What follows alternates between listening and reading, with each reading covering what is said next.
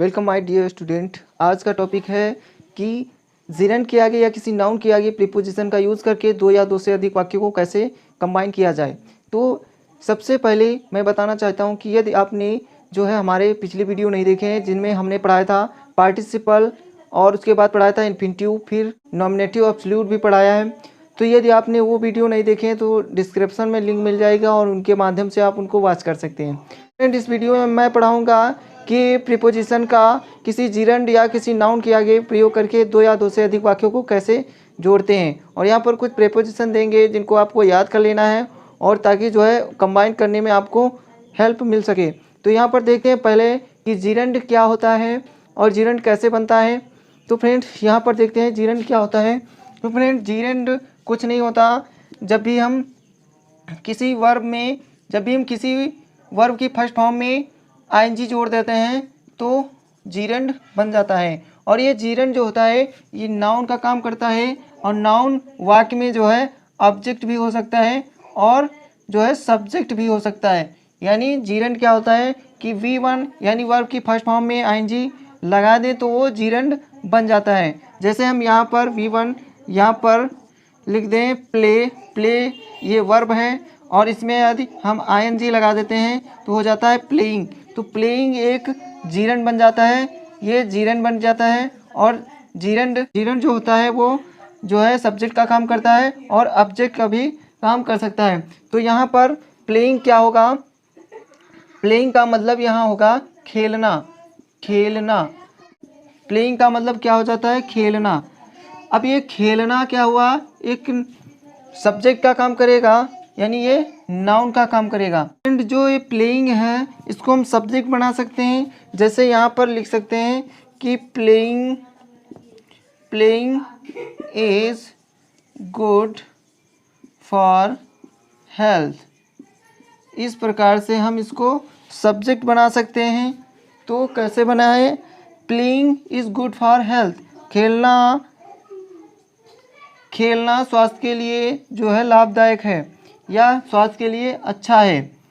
तो खेलना स्वास्थ्य के लिए अच्छा है, इसका यहाँ पर कुछ ऐसे अर्थ होता है ना, नी, ने। यानी जिरंड का जो हिंदी में मतलब हो जाता है वो निकलता है कुछ ना, नी, ने जैसे। और ये ऑब्जेक्ट की तरह भी काम में आता है। जैसे ऑब्जेक्ट की तरह कैसे, जैसे आई लाइक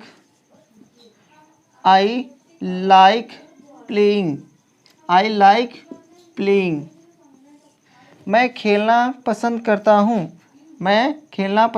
हूँ। अब यहाँ पर ये ऑब्जेक्ट का काम कर रहा है तो ये ऑब्जेक्ट भी हो सकता है और ये जो है सब्जेक्ट भी हो सकता है। अब हमको क्या करना है कि दो या दो से अधिक वाक्यों को जिरंड के आगे प्रीपोजिशन का यूज़ करके या फिर किसी नाउन के आगे प्रीपोजिशन का यूज़ करके कैसे कंबाइन करें ये पढ़ना है। चलते हैं कुछ प्रीपोजिशन सीख लेते हैं जिनको याद कर लेना है और उन्हीं के माध्यम से सेंटेंस को कंबाइन करना सीख लेते हैं। तो चलते हैं कुछ प्रीपोजिशन लेते हैं। तो फ्रेंड देखते हैं कि प्रीपोजिशन का किसी नाउन या किसी जिरंड के आगे यूज करके कैसे दो वाक्यों को जोड़ा जाता है। तो फ्रेंड यहाँ पर कुछ प्रीपोजिशन लिखे गए हैं जिनको आपको कॉपी कलम ले करके बैठिएगा और उनको जो है नोट कर लें और इनकी हिंदी मीनिंग भी याद कर लें ताकि आपको जो सिंथेसिस करते समय जो है आसानी हो जाए और आप आसानी से इनको जो है सिंथेसिस कर सकें। तो चलते हैं यहाँ पर देख लेते हैं कौन कौन से यहाँ पर प्रीपोजिशन दिए हैं। तो यहाँ पर फ्रेंड पहला प्रीपोजिशन दिया है वो है फॉर का हिंदी मीनिंग होता है के लिए या के बदले में। दूसरा है बिकॉज ऑफ या फिर ऑन अकाउंट ऑफ, दोनों में से किसी का यूज़ कर सकते हैं। इसका हिंदी मीनिंग होता है के कारण। अब अगला जो दिया है वो है बिसाइड्स का हिंदी मीनिंग होता है के अतिरिक्त। अगला जो है वो है इन स्पाइट ऑफ, इसका हिंदी मीनिंग होता है के बावजूद। फ्रेंड अगला है विदाउट का हिंदी मीनिंग होता है के बिना। अगला जो है वो है बिफोर का हिंदी मीनिंग होता है के पहले। फिर अगला नेक्स्ट है जो वो है आफ्टर का जो हिंदी मीनिंग होता है वो होता है के बाद। अगला जो है वो है ऑन का हिंदी मीनिंग होता है पर। अगला जो लास्ट है वो है विद का हिंदी मीनिंग होता है के साथ या फिर से। अब फ्रेंड जो है ये प्रीपोजिशन कुछ दिए हैं, इसके अलावा भी प्रीपोजिशन हो सकते हैं जिनके माध्यम से हम जोड़ सकते हैं। तो यदि ज़रूरत पड़े तो कोई और भी प्रीपोजिशन हो सकते हैं जिनके द्वारा हम दो या दो से अधिक वाक्यों को जोड़ सकते हैं। तो यहाँ ध्यान रखने की बात यह है कि ये जितने भी प्रीपोजिशन हैं ये या तो किसी जीरन के आगे लगेंगे या फिर किसी नाउन के आगे लगेंगे। तो नाउन या जीरन के आगे इनका यूज़ करके हम दो या दो से अधिक वाक्यों को जोड़ सकते हैं। तो चलते हैं, कुछ एग्जाम्पल लेते हैं, जिन एग्जाम्पल को सॉल्व करते हैं और उनके माध्यम से अच्छी प्रकार से समझते हैं। तो चलते हैं, अब फ्रेंड देखते हैं कि कुछ एग्जाम्पल हैं जिनको हम सॉल्व करते हैं और देखते हैं कि कैसे हम प्रीपोजिशन का यूज़ करके दो या दो से अधिक वाक्यों को जोड़ते हैं। तो यहाँ पर फ्रेंड जैसा कि मैंने बताया है कि किसी भी प्रीपोजिशन का यूज़ हम या तो किसी जीरन के आगे या किसी नाउन के आगे यूज़ करके दो या दो से अधिक वाक्यों को जोड़ेंगे। तो यहाँ पर पहला जो हमारा एग्जाम्पल है वो है माई ब्रदर इज़ इल, मेरा भाई बीमार है। ही हैज़ हाई फीवर, उसके जो है बहुत तेज़ बुखार है। तो यहाँ पर हम कौन सा प्रीपोजिशन यूज़ करेंगे, कैसे इसको हम कंबाइन करके बोल सकते हैं। तो मेरा भाई जो है बुखार से, तेज़ बुखार से जो है बीमार है। तो यहाँ पर हिंदी में से आया तो हमने प्रीपोजिशन लिखाया था विद। विद जो है हमारा जो है वो उसका हिंदी मीनिंग होता है से। तो हम यहाँ पर विद का यूज करेंगे। कैसे करेंगे, माई ब्रदर इज़ इल। अब लिखेंगे विद से जोड़ेंगे विद हाई फीवर। तो यहाँ पर विद का मतलब हुआ से। तो मेरा जो भाई है वो बीमार है विद हाई फीवर, जो है तेज बुखार से। तो यहाँ पर हमने विद से जोड़ा। अगले जो हमारे सेंटेंस हैं, दो सिंपल वाक्य हैं। ये सिंपल वाक्यों में इनको पहले पढ़ लेते हैं किसमें लिखा गया है। आई बॉट अ वॉच, मैंने एक घड़ी खरीदा। आई पेड ₹500 फॉर दिस, मैंने उसके लिए जो है 500 रुपये दिए। तो यहाँ पर के लिए या के बदले में की जो इंग्लिश होती है वो होती है फॉर। तो हम यहाँ पर फॉर का यूज करेंगे। कैसे से बनाएंगे, आई बॉट अ वॉच। अब लिखेंगे फॉर ₹500। इस प्रकार से कंबाइन हो गया। I bought a watch for ₹500, मैंने 500 रुपये के बदले में एक घड़ी खरीदी। I bought a watch for ₹500, मैंने 500 रुपये के बदले में एक वॉच खरीदी, एक घड़ी खरीदी। तो इस प्रकार से ये भी कंबाइन हो गया। अगला देखते हैं, अगला है यू हेल्प मी, तुमने मेरी सहायता की। I would have been drowned, मैं डूब गया होता। तुमने मेरी सहायता की, मैं डूब गया होता। अब इसमें कौन सा प्रीपोजिशन नाउन के पहले लगाना है या जीरन के पहले लगाना है, तो इसमें आपको पहले सेंस निकालना होगा। फ्रेंड इसका सेंस निकालना है और इस प्रकार से इसको जोड़ना है पहले हिंदी में कि बिना तुम्हारी सहायता के मैं डूब गया होता। बिना तुम्हारी सहायता के मैं डूब गया होता। तो इसमें पहले हम क्या करेंगे, पहले इसको लिख देते हैं। तो हम क्या करेंगे कि जो पिछला वाला सेंटेंस दिया है इसको हम पहले लिख लेते हैं। I would have been drowned, मैं डूब गया होता। I would have been drowned, मैं डूब गया होता। अब यहाँ पर लिखेंगे विदाउट योर हेल्प, बिना तुम्हारी जो सहायता के मैं डूब गया होता। तो यहाँ पर विदाउट हमने यूज किया। I would have been drowned without your help, तो यहाँ पर हमने स्टूडेंट यहाँ पर हमने विदाउट का यूज किया। अब अगला देखते हैं, यहाँ पर अगला जो है हमारा he could not come because he was ill, वह नहीं आ सका क्योंकि वह बीमार था। तो हम इसको कैसे जोड़ेंगे, यहाँ पर हम फ्रेंड बिकॉज की जगह हम बिकॉज ऑफ लगाएंगे और बिकॉज ऑफ लगाने के बाद हमें नाउन लिखना होगा या फिर जीरन लिखना होगा। तो ही कुड नॉट कम, अब इसको हम लिखेंगे ही कुड नॉट कम, वह नहीं आ सका। अब बिकॉज की जगह हम बिकॉज ऑफ का यूज़ करेंगे। यदि हम बिकॉज ऑफ का यूज़ करते हैं तो हमें यहाँ जो है नाउन लाना होगा और नाउन मेरा होता है इलनेस।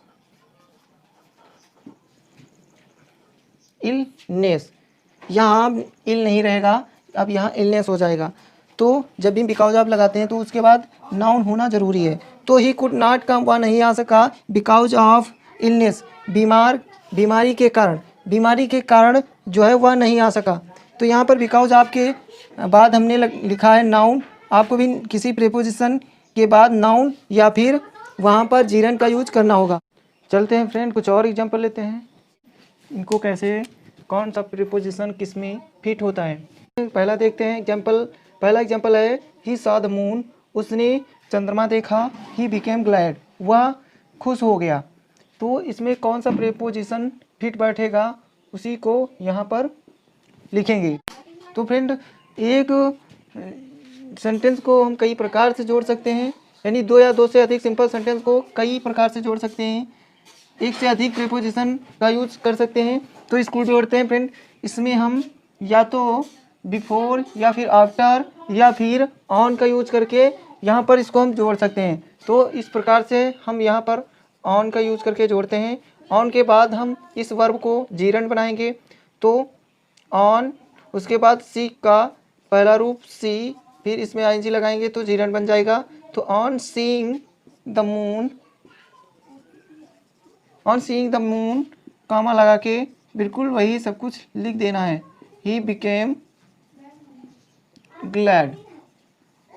अब इसको फ्रेंड हम ऐसे भी बना सकते थे, आफ्टर और बिफोर लगाकर, आफ्टर या बिफोर लगाकर भी इसको हम बना सकते थे। कैसे बनता?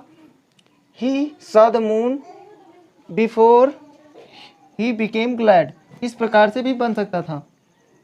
तो या तो हम इसे आफ्टर या बिफोर से बनाएं या फिर यहाँ पर ऑन प्रीपोजिशन का यूज़ करके उसके बाद जीरन का यूज़ करके फिर इसको बना दें।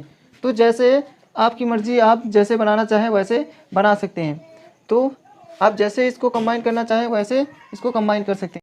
अगले सिंपल सेंटेंस देखते हैं कि अगले कौन से हैं। अगले हैं ही गिव देम हिज एडवाइस, उसने उनको अपनी सलाह दी। ही हेल्प देम लिबरली, और उसने उनको जो है खुलकर सहायता भी की। यानी इसमें दोनों कार्य उसने किया। तो इसमें हम इसको बिसाइड से जोड़ सकते हैं। अब यहाँ पर बिसाइड से इसको हम कंबाइन कर सकते हैं, क्योंकि बिसाइड का मतलब होता है के अतिरिक्त। तो उसके बाद हम जीरंड का यूज़ करेंगे। बिसाइड के बाद हम जीरंड का यूज़ करेंगे। तो इस वर्ब को हम जीरंड बना देंगे। तो बन जाएगा beside giving them his advice. उसके बाद सेंटेंस जो है वैसे ही लिख देना है। ही हेल्प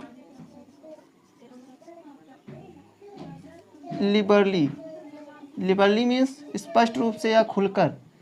तो कैसे बना? Besides giving them his advice, अपनी सलाह देने के अतिरिक्त ही हेल्प लिबरली, उसने खुलकर जो है सहायता भी किया। अब यहाँ पर देम को किस लिए हटा दिया गया? क्योंकि एक कंबाइन होकर एक बन गया है। तो देम यहाँ पर जो है तो इसलिए इसमें देम नहीं होगा। दो बार देम को हम नहीं लिख सकते। तो इस प्रकार से ये कंबाइन हो गया। अब अगला देखते हैं। ही बिहेव्ड रूडली विद मी, उसने मेरे साथ रूखेपन से व्यवहार किया। आई वॉज क्वाइट डिसप्लीज्ड, और मैं बिल्कुल जो था वो डिसप्लीज्ड मीन्स नाखुश था। अब इसमें कारण दिख रहा है कि मैं किस लिए नाखुश हो गया, किस लिए मैं डिसप्लीज्ड हो गया। तो इसमें कारण का सेंस निकल रहा है। तो हम कारण के लिए हम या तो यहाँ पर ऑन अकाउंट ऑफ का यूज़ करेंगे या फिर ऑन बिकॉज ऑफ का यूज़ करेंगे। या तो फ्रेंड हम ऑन अकाउंट ऑफ का यूज़ करेंगे कारण के लिए या फिर बिकॉज ऑफ का यूज़ करेंगे और उसके बाद हम नाउन लिखेंगे या फिर जिरंड लिखेंगे। तो इसको बनाते हैं, कैसे बनेगा। अब यहाँ पर जो है ये सेंटेंस जो हमारा लास्ट वाला सेंटेंस है इसको हम पहले लिख देंगे कि आई वॉज, इसको पहले लिख देना I was quite displeased, I was quite displeased. अब इसमें कारण के लिए हम बिकॉज का यूज़ करते हैं, बिकॉज ऑफ। अब उसके बाद नाउन लगाना है तो यहाँ पर because of his rude behaviour. अब यहाँ बिहेव का बिहेवियर हो जाएगा। तो इस प्रकार से बन गया I was quite displeased because of his rude behaviour. अब रूडली का यहाँ रूड हो गया क्योंकि हमको यहाँ पर नाउन लिखना है, तो नाउन की वजह से यहाँ पर रूड का जो है रूडली का यहाँ पर रूड हो गया। अब अगला देखते हैं, आई बॉट अ पेन, मैंने एक पेन खरीदा, मैंने एक पेन खरीदा। I got it for 10 rupees, मैंने आई गॉट इट मैंने इसे पाया फॉर 10 रुपीज़, मैंने 10 रुपये में इसे पाया। तो यहाँ पर इसको हम फॉर से जोड़ेंगे तो आई बॉट अ पेन, उसके बाद लिखेंगे फॉर 10 रुपीज़। यहाँ पर फॉर के बाद हम 10 रुपीज़ नाउन लिखे हैं। तो आई बॉट अ पेन, मैंने एक पेन खरीदा फॉर 10 रुपीज़। फॉर का यहाँ मतलब क्या होगा, के बदले में, के बदले में। तो यहाँ पर क्या हो रहा है, आई बॉट अ पेन, मैंने एक पेन खरीदा फॉर 10 रुपीज़, 10 रुपये के बदले में। तो आई होप आपको यह वीडियो अच्छा लगा होगा। यदि आप कोई ऐसे सिंपल सेंटेंस है जिनको आप कंबाइन नहीं कर पा रहे हैं, जिनको आप जीरन के माध्यम से कंबाइन नहीं कर पा रहे हैं, तो कमेंट में ज़रूर लिखिएगा, हम वहाँ पर उनको ज़रूर कंबाइन करेंगे। तो इस वीडियो को ज़्यादा से ज़्यादा शेयर करिए ताकि दूसरे बच्चे भी इसका लाभ ले सकें। और वीडियो को लाइक ज़रूर करिएगा, लाइक करने से हमें मोटिवेशन मिलता है और हम आपके लिए अच्छे से अच्छे वीडियो बनाने का प्रयास करते हैं। तो thank you so much for watching my video, take care, bye bye.